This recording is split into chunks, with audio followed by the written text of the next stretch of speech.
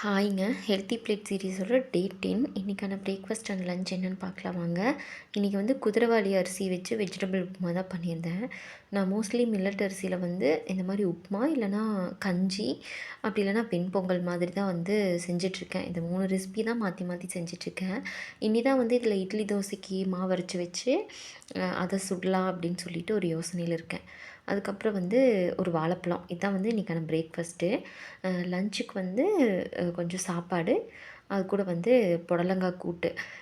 புடலங்காய் வந்து சாம்பாரில் போட்டால் வறுத்தா அந்தளவுக்கு பெருசாக வந்து விரும்பி சாப்பிட்ற மாதிரி எனக்கு தெரில.